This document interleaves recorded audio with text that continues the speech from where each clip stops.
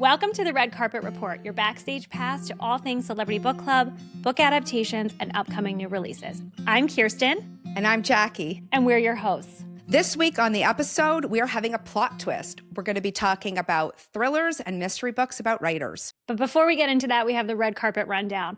Jackie, take us away with book adaptation news. I'm really excited because this week we have news that Lucky by Marissa Stapley is going to be adapted to Apple TV. And I haven't read this book. I've actually read her other book, The Lightning Bottles. So I'm kind of excited about this one. It's actually interesting because Marissa Stapley is also part of a writing duo who writes under the name Maggie Knox. That's right. They do Christmas romances. And she's also Julia McKay. Really? Yes. And I actually read her holiday romance, Christmas at the Ranch, over the weekend when it was snowing because I didn't get a chance to read it. And the Christmas season, the snow was coming down. I thought this is the perfect time for me to catch up on this book. That's actually really funny. I didn't know that because it is set in Canada. And that should have been my clue because Marissa Stapley is Canadian. It is set in Canada. And I was laughing because Guelph came up in the book, and I had never heard of it until your son was applying, and then here it is, and they're like pronouncing it. I'm like, I actually know what Guelph is. I know that school. So you said production was complete. When is it coming to Apple TV? I think there was no release date, but it's set to come out sometime in 2026, so we're waiting to hear that news. I will update the book adaptations post accordingly. Fantastic. Now, since we're talking about book adaptations on streaming services, I watched one over the weekend. Oh, what'd you watch? The Agatha Christie 7 Dials, which I didn't even realize was coming out, or I would have talked about it last week. I love Agatha Christie anything. And this episode sort of is going to venture into Agatha Christie land all the way around. Yes. But this was a 3-part series. I binged it in one day. Oh, how long was each one? An hour? About an hour. Okay. Yeah. I can't think of the name of the man, but you know him. You know Sherlock from the BBC, the guy who plays Watson. Yes. I think he's super famous. He's the guy that's also in Love Actually as one of the adult film stars. Oh, Martin something maybe? I don't recall. I know exactly who you're talking about. I'm terrible with names. I don't know. So I watched the adaptation and it left an opening that there could be a sequel if it was well received. There's the ending sort of sets up that there could be something else that's going on if they want to expand upon the world of Agatha Christie. I have not read this book, so I don't know if that's how the book ended. But I will say it was fine. Main character was wonderful, but her name was Bundle. And every time somebody said Bundle, I was like, what is his name? I cannot even. Was that a name? Apparently, they were like, Bundle this, Bundle that, watch out, Bundle. And I'm just like, what is his name? Okay. But she was a really great actress. I'd never seen her before. The other guy, the main detective guy, the guy from Sherlock, was also great. Some of the other actors overacted in a way that was are you trying to be campy or are you trying to be serious? And I'm not really sure. And they just it didn't land the way I wanted. I feel like an Agatha Christie, though, doesn't really lend itself to campy.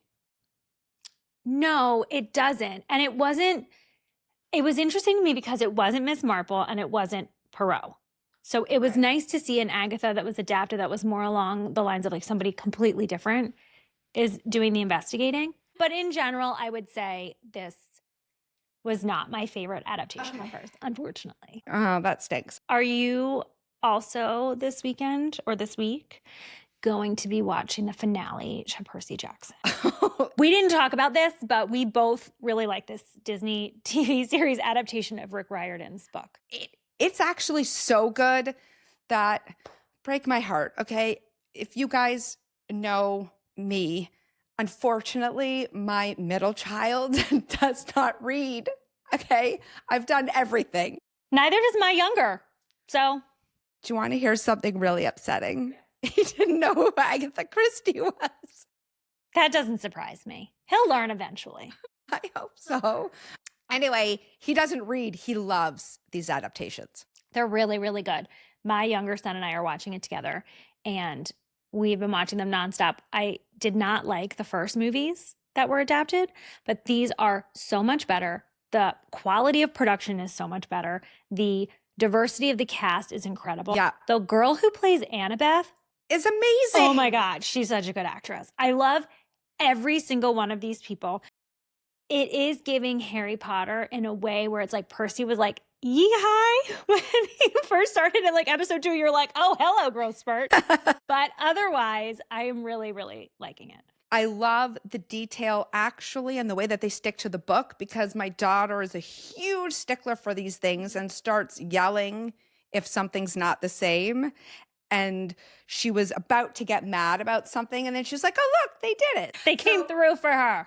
Yeah. So anyone who's like a purist is going to appreciate it. will appreciate these as well. As we move into the main segment, let me tell you about the plot twist, because we haven't had one of these episodes before. So this episode is going to be a deep dive into thrillers and mystery books about writers. Why? Because we're following along with our reading challenge, which we host all year long. Every month we have a different prompt. It's totally free. And we give you recommendations to kind of help you expand upon your reading world. We wanted to do thrillers about writers specifically because book readers just love books about books. We always do. We love a romance between two authors. We love contemporary fiction set in a bookstore. Listen, if you give us a historical fiction set in a library during a war, it's like catnip. Am I wrong? 100%. It's catnip. The number of books that take place in bookstores is unbelievable. Unbelievable. And I think we've read all of them. Like books about books, readers, real readers, just like we can't get enough. We can't get enough. And the thing about thrillers and mysteries that involve writers where they are the central character, they're so twisty because the minds of writers are so twisty. Like they have to observe details that the average person is not paying attention to. They are looking for motive in everything. Their creative brains are out there trying to solve this puzzle, and they're almost an unreliable narrator because they read too much into it and their brains are just like too imaginative. And they make for really, really great characters in stories like this. And it's not just on the written page, which I feel like a lot of those romances that we talked about or those historical fictions tend to just be in book form. But for whatever reason, thrillers and mysteries about writers end up making it to the big screen. Yeah. The adaptations for these end up being fantastic. I don't know if it's because they're so well thought out, they're so well plotted, but often there are spins and endings that you cannot predict, and it makes it so much more fun when it's about a writer. There's something almost meta about it. Like yeah, a thriller writer is sitting there writing a thriller that has a writer in it. It's like so crazy and convoluted that I just think they make for amazing fiction. Yeah, it's like that Salvador Dali picture of the hand, drawing the hand. Yep. That's what it is. It's like 100%. And I think they must be really fun to write. We're going to have to talk about that with our book club author, which we'll talk about in a few minutes, when we interview her at the end of February. But I just think they have to be fun for writers. So much fun. So there were a few really, really great ones that have already come to the screen. So we have The Woman in Cabin 10. Oh, that just came out on Netflix. And it did just come out on Netflix. And who was in it? Keira Knightley? Yes, okay, Keira Knightley, set on a boat. Oh, yeah, I haven't had a chance to see that one yet. My husband and I were thoroughly entertained. I had read it so long ago that I forgot about it. I was surprised. I love it when I can be surprised a second time. Yep. Right? Like with his and hers. Yes. Yes. I was surprised a second time. We also have The Luckiest Girl Alive. Mila Kunis, that's right, was in that adaptation. And that was a few years ago, right? Yes. Okay. Yes. And that was written by a local author, Jessica Knoll. Oh, right. And it was set right here on the main line. That's a little creepy. So we also have the Harry Kubert Affair. And you read that. I didn't read it. It was with Patrick Dempsey. That's right. He was he was a writer, and his college professor, his mentor, was like wrapped up in something with a 15-year-old girl. And it was a multi-part miniseries. I want to say it's on HBO, but I could totally be wrong.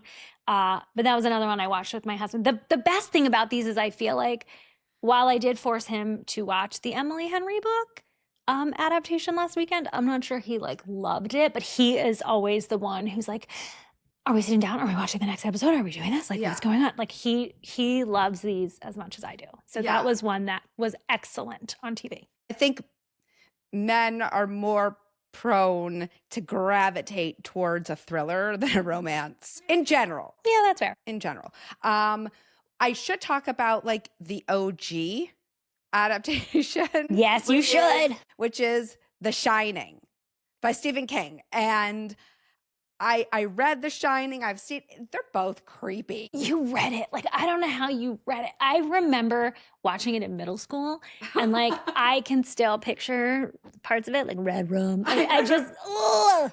I always look at my kids and I just go like this with my finger and they're like, stop. The meme of Jack Nicholson, just like with the evil eyes, it lives on forever. It is like the number one adaptation. Well, I look at my kids when they're really bugging me and say, all work and no play makes Jack a dull boy. I feel like it ruined me for twins, for blood. I mean, just for snow. For a lot of things. That one just lives on in like scariness. In perpetuity. Oh. Okay. And then we have one that's upcoming, and that's Verity with Anne Hathaway. And I love Anne Hathaway. Did you read Verity? I did read Verity. Did you? No, I'm not a Colleen Hoover fan. I'm not an Emily Henry fan. Apparently, I'm not a Colleen Hoover fan. Don't get me started on Frida McFadden. It's actually interesting because this book doesn't fit with the rest of her books. Really? No, it's completely different. The other ones are these twisted, really dark, bad example romances. Red flags all around. Yes, just surround it with a red flag. And this is just, it's messed up, but it's kind of supposed to be because it's a thriller. Okay. So like, I think you might actually like it just because it's a thriller. So it's supposed to be messed up as opposed to a romance that's just like Right. wrong. Right. Wait, so it's Anne Hathaway. Do you like her I do. in the role? And Dakota Johnson? Yes. Yes. Do you like her in the role? I think they're going to be amazing. And Josh Hartnett, I think? Which, like, when was the last time he was on the screen? I don't know.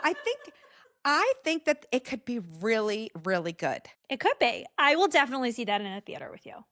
Okay, done. But I do think it was originally slated to come out in May, which is when The Devil Wears Prada 2 is also slated to come out. And so they pushed it back to October, which it sounds like it makes more sense to come out around Halloween. For sure. For sure. And you don't want Anne Hathaway competing against Anne Hathaway. No. She's my favorite actress, like, of all time. I want to see The Devil Wears Prada 2 so badly. So bad. I would like a Princess Diaries 3, which is allegedly happening. I thought that it was happening. They need to do it before, what? Don't even say it. Don't even speak it. I know what you're going to say. She's getting older. She's like 80 something. She's like Betty White. She's going to live to 100. She better live to 100.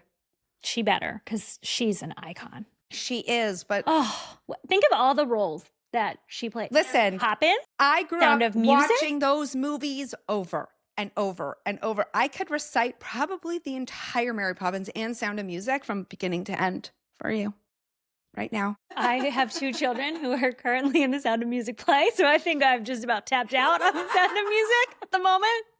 But maybe another time.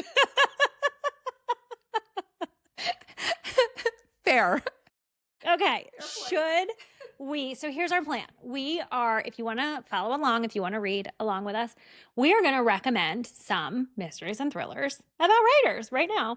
And we're going to take turns, and then we're going to end with our book club selection for the month in case you want to read along with us.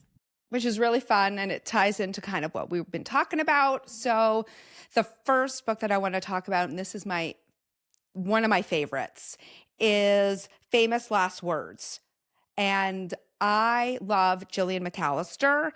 Her previous book, which was phenomenal, was a Reese pick. Oh, Wrong Place, Wrong Time? Wrong Place, Wrong Time. Phenomenal. This is really twisty. It's fantastic. So Camilla is a literary agent. I guess she's not technically a writer. And she's supposed to go back from maternity leave, and her husband is not there. And she can't figure out where he is. She's calling him. And then she finds out that there is a hostage situation. She thinks her husband has been taken hostage, but he is actually the person holding people hostage. The husband is? Yes. Oh. And this is not a spoiler. It goes on from there. It's twisty, it's turny, it's fantastic. That sounds really, really good. Okay, what do you got? I've got Fatally Invited, and it's set at a writer's retreat. It actually reminds me a lot of Agatha Christie's And Then There Was None. So essentially, Mila is a event planner, and she's working for this like famously reclusive author named J.R. Allister, and they're hosting on like this remote island. We love a Locked-Door mystery. They're hosting a writing retreat. All these people come in. They all are there for like different reasons. They're all sort of frenemies, know each other from the industry.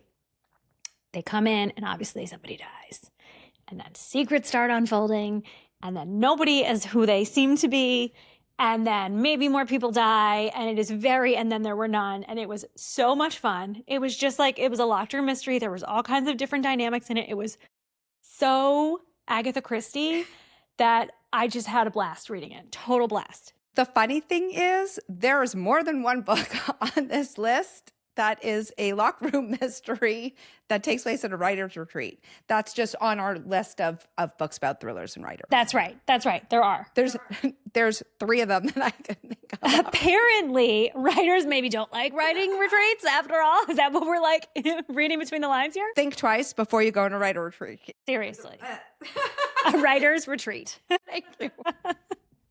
All right, your turn. What's next? So Beautiful Ugly is another Alice Feeney. Your girl Alice Feeney, My man. girl Alice Feeney. And this one was messed up. Really? Royally messed up. Okay, so there is a man, and he is a writer, and he's having trouble with writing, and his wife has died. And he decides to go to a small island in Scotland to finish writing so that he can get out of his rut. And I don't want to say much more. It's just so messed up. I am now recalling you telling me the ending of this book, and it is indeed very messed up. But it's set in Scotland, so like that has my vote of books to read. It's so much fun. It's really messed up. Would it be good if it was adapted? Oh my God, this would be such a good adaptation. Well, then here's hoping that they loved His and Hers enough that they're going to adapt this one too. I think there's another Alice Feeney in the works for being adapted, but now, of course, I can't remember which one. Your turn. Probably not surprising to anyone. The more I think about it, the more I just think that Agatha Christie is one of my favorite writers of all time, because my other book is by Jacqueline Goldis. It's called The Main Character, and it's set on the Orient Express. So essentially, Rory works for a writer named Ginevra. And the way that Ginevra writes her books is she invites someone to be her main character, brings them in, learns about their life, and then creates a novel about them. This was a great book. This was such a good book. Rory was her main character. She has the manuscript for the book. She puts Rory on the train. Now it's the Orient Express, but through like the French Riviera and the Italian Riviera. So that's sort of like very fun beachy setting. She puts her on the train. She walks on, and she realizes that her best friend and her former fiance or current fiance, whatever it is, are also on the train, and she doesn't know why. Ginevra has put them there. They're all sort of like trying to read the manuscript. Secrets from Ginevra's past are coming out. Secret from Rory's past are coming out. And the manuscript goes missing. Yes. And there's some really cool flashbacks to like Russia. And it's a really interesting, very unique novel that will keep you guessing until the very last page. Yeah, I loved this one. So well written and twisty without being, I don't believe that. Like, come on. Right. It was like, this could actually happen. 100%, which is what makes it so good. So good. And there's a lot of layers. I love a book with layers. So I have the last one that I want to talk about, which directly relates to the book that we chose for our book club. Yeah. So, The Mystery of Mrs. Christie is a book that was written by Marie Benedict, and it talks about the 11 days that Agatha Christie went missing. This is 100% true. Agatha Christie went missing for 11 days, and to this day, nobody knows where she went or what she was doing during that time. So this is the imagining of what happened, where she went, what she was doing. The book is told in 2 points of view. So going back and looking at Agatha and her husband Archie's relationship before she went missing, and then after she went missing. And so it will say something like X days since the disappearance. Okay.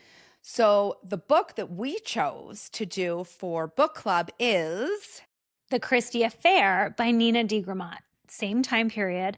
Basically, Agatha went missing in this 11-day time period because her husband said that he wanted a divorce. He was having an affair with a woman named Nan. Nan is the narrator for this book. So the mistress is the one who's sort of like trying to narrate this story. She's a little unreliable. I think she's an unreliable narrator because she even says while she's narrating, you may wonder how I know what happened when I wasn't there. So I kind of loved that. And it goes back and shows Nan before she met Archie. And so it's a very similar setup because then it goes back to X days after the disappearance. And yet they're two totally different books. So different. Nina De Gramont's book, the one that we're reading, came out in 2022. The other one came out in 2020. Nina's, the Christie Affair, was a Reese book club pick at the time. So we're really excited to talk to her about what it was like to be a Reese pick, but also her thoughts on writing about one of the most famous writers of all time. Of all time. Now, how do I read this one. So this was a pick that I had read.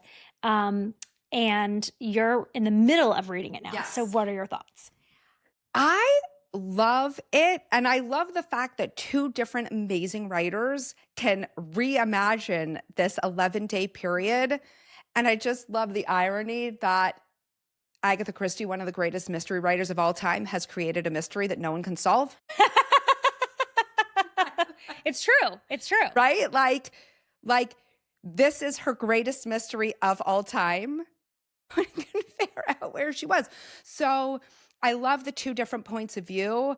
I love hearing the point of view of Nan. It's like, you totally don't like her? I mean, I don't know. You guys write in. If you've read the book, maybe you do like her. I don't like her at all, but I'm intrigued by her story and I can't stop reading it. And she's a really fun narrator. Like her mind, it's fun to be in her mind when you're reading this book. Oh yeah. Or she has motives that we do not know. I'm like halfway through the book and we still don't understand her motives for what's driving her forward. So I can't wait to find out because I can't guess. I'm so excited that you're reading this book.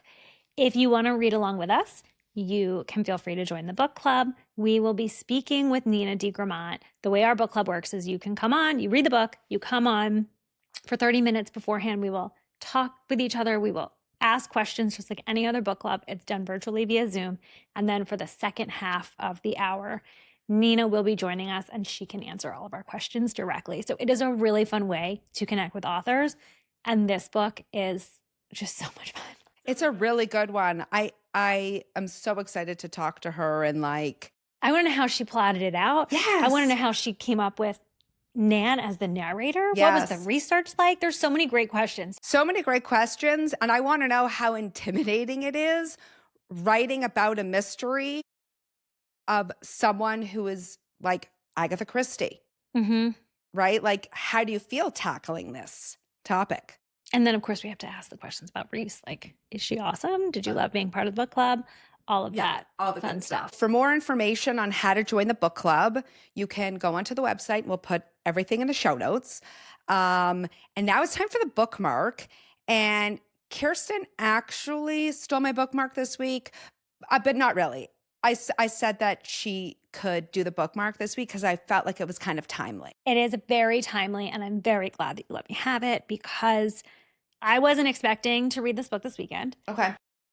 But in addition to reading my Christmas novel, I read Strangers by Belle Burden. And I got to tell you, this has been everywhere. It came out on the 13th of January. There are headlines in People. It is all over Instagram.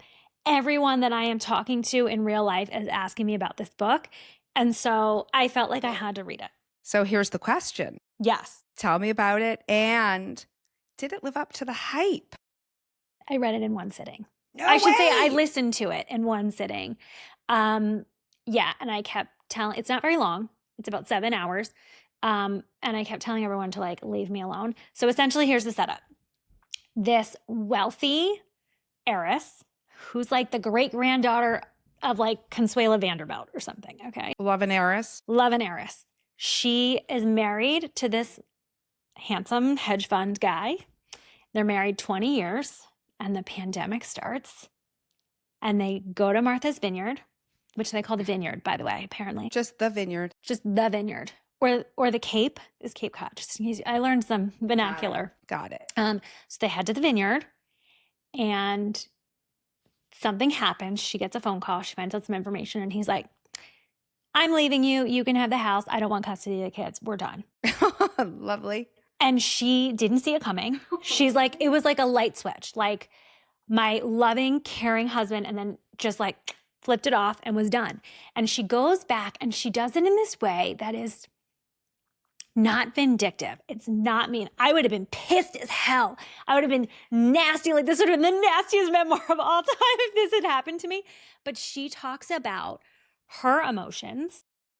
What she goes back. Do you see my face? She's looking through her marriage and she's trying to figure out like if she ever could have seen this coming. And she goes back to like when they were dating, what their relationship was like, these assets that she gave up, like, and she never is mean about it. She like it's so graceful and so God. And you're reading between the lines and I was like, I want to fucking kill this guy. Oh my God. It was so good. She's a better person than me. You're telling me and I'm feeling rage and you're like, she did it gracefully. There'd be no grace. She really did it in a way that like was dignified, and you can read between the lines and you can like have your feelings on him. But I think that that's what was so compelling about it. A lot of times if you have a memoir or someone's like reflecting on a divorce, it just comes off as nasty and bitter. And so it's like hard to read and it's hard to like, I felt so much compassion for this woman who was just trying to like, she was honestly just befuddled. She was befuddled and you were just kind of like along for her emotional processing of this journey. Wow. Well, kudos to her. It was a really good one. Totally worth reading. Next week, we are going to be talking about some of our predictions for what the Celebrity Book Club picks might be. For February. For February already.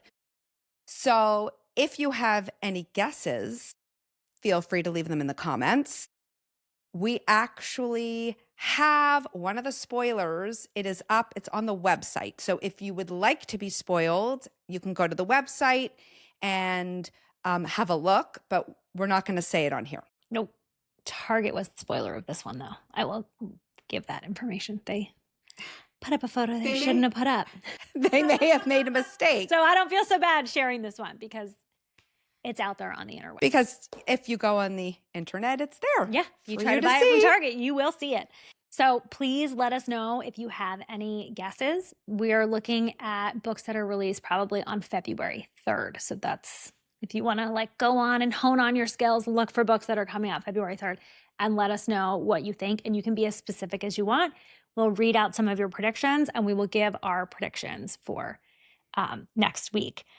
So for now, like, comment, subscribe. We would love to have you back here. Give us feedback, leave us comments, share us with your friends. We just would love all the support that you can give us while we get this little podcast off the ground.